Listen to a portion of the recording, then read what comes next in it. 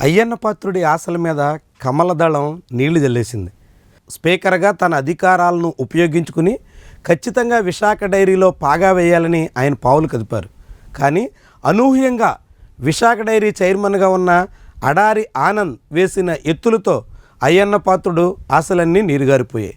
ఇప్పుడు ఆయన ఏం చేయాలో తెలియక కొట్టి మిట్టాడుతున్నారు. సభా సంఘాన్ని అయితే నియమించారు. సభా సంఘం నేరుగా విశాఖ డైరీలోకి వెళ్ళి అక్కడ అనేక రకాల పరిశీలన చేసింది. ఆ రిపోర్టు ఆధారంగా విశాఖ డైరీ చైర్మన్ మీద చర్యలు తీసుకోవాలి అని అయ్యన్న పాత్రుడు ఆశించారు. విశాఖ డైరీ చైర్మన్గా అడారి ఆనంద్ను తొలగించి ఆ స్థానంలో తన కుమారుడు చింతకాయల విజయ్ని కానీ తనకు కావలసినటువంటి వాళ్ళని కానీ కూర్చోబెట్టాలి అని అయ్యన్న పాత్రుడు స్కెచ్ చేశారు. కానీ దానికి అడారి ఆనంద్ పై ఎత్తేశారు. ఆయన నేరుగా వైఎస్ఆర్సీపీని వీడి బీజేపీ తీర్థం పుచ్చుకోవడంతో ఇప్పుడు అయ్యన్న పాత్రుడు ఏమీ చేయలేని పరిస్థితి వచ్చింది. బీజేపీ నాయకుడిగా ఉన్న అడారి ఆనంద్ మీద దర్యాప్తు చేసి రిపోర్టు తెచ్చుకుని చర్యలు తీసుకునేటువంటి సాహసానికి ఆంధ్రప్రదేశ్ అసెంబ్లీ స్పీకర్ దిగడం లేదు. అదే ఇప్పుడు అయ్యన్న పాత్రుడు ముందుకెళ్ళలేక వెనక్కి రాలేక అన్న చందంగా మారిపోయింది. Jyothula Nehru Telugu Desam party senior MLA నాయకత్వంలో దాదాపు 20 మంది పైగా ఎమ్మెల్యేలతో సభా సంఘాన్ని నియమించారు. విశాఖ డైరీలో భారీగా అవినీతి జరిగింది అన్నది స్వయంగా అయ్యన్న పాత్రుడు చేసినటువంటి అభియోగం.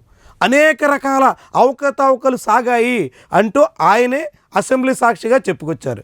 వాటన్నింటి మీద ఆయన చొరవతోనే సభా సంఘం రంగంలో దిగింది. సభా సంఘం కొంతవరకు పరిశీలన కూడా చేసింది. కానీ తీరా చూస్తే ఇప్పుడు సీన్ రివర్స్ అయింది. సభా సంఘం పూర్తిగా తన నివేదిక ఇవ్వలేక అదేవిధంగా ఆ రిపోర్ట్ని ఆమోదించి చర్యలు తీసుకోవడానికి అసెంబ్లీ స్పీకర్ సిద్ధపడలేక సభా సంఘం గడువుని పొడిగిస్తూ తాజాగా ఆదేశాలు ఇచ్చేశారు. సభా సంఘం రిపోర్టు వస్తే మళ్ళీ దాని మీద ఏం చర్యలు తీసుకున్నారు అనేటువంటి ప్రశ్న ఉత్పన్నమవుతుంది. కాబట్టి అలాంటి పరిస్థితి రాకుండా సభా సంఘానికి గడువు పొడిగించినట్టుగా స్పీకర్ ప్రకటన చేసేశారు. ఇది అయ్యన్న పాత్రుడికి మింగుడు పడని విషయం. తాను ఆశించిన దానికి భిన్నమైనటువంటి వ్యవహారం, తాను కోరుకున్న దాన్ని సాధించలేక చతికిల పడుతున్నటువంటి తీరుకి తార్కాణం. ఇదొక ఆసక్తికరం. ఎందుకంటే విశాఖ డైరీ చైర్మన్ అనేది చాలా కీలకమైనటువంటి వ్యవహారం. విశాఖ డైరీ చైర్మన్ పదవి ఉంటే ఉమ్మడి విశాఖ జిల్లాలో, అందులో ముఖ్యంగా ప్రస్తుతం అనకాపల్లి జిల్లాలో చక్రం తిప్పడానికి ఆస్కారం వస్తుంది.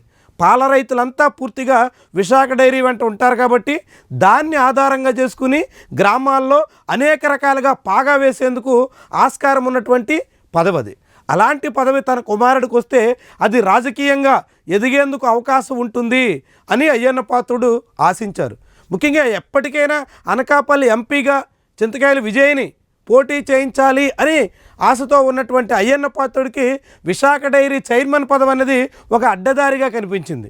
కానీ ఆయన అడ్డదారిలో విశాఖ డైరీ చైర్మన్ని కాజేయాలని స్కెచ్ చేస్తే దానికి అడారి ఆనంద్ మెయిన్ దారిలో వచ్చి చెక్ పెట్టేశారు. ఆయన ఆశలకు గేట్లు మూసేశారు. దీంతో ఇప్పుడు అయ్యన్న పాత్రుడు ముందడుగు వేయలేక వెనకడుగు తీసుకోలేక ఎటు కాకుండా ఈ వ్యవహారాన్ని మరికొంత కాలం పాటు నాంచేందుకు తగ్గట్టుగా నిర్ణయం తీసుకున్నారు. ఇది అయ్యన్న పాత్రుడికి, ఆయన ఆశలకి, ఆయన కోరుకున్న దానికి పూర్తి వ్యతిరేకమైనటువంటి వ్యవహారం అయినప్పటికీ ఆయన ఇప్పుడు బీజేపీ నాయకుడిగా ఉన్నటువంటి అడారి ఆనంద్ విషయంలో ఏమీ చేయలేక చేతులుడిగి కూర్చున్నట్టుగా కనిపిస్తోంది.